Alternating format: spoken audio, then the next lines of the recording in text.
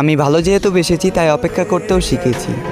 আমি তার জন্য অপেক্ষা করি, আর সে অন্য কাউকে বলে ভালোবাসার কথা।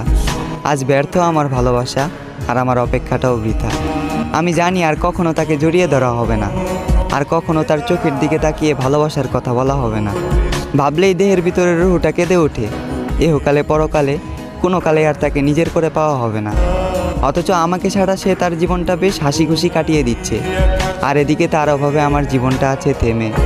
সারা দিন রাত ভেবে ভেবে বেকুল আমি, কিভাবে তাকে ছাড়া এই জীবনটা পার করব। পুরো জীবনটাই তো লিখে দিয়েছিলাম তার নামে।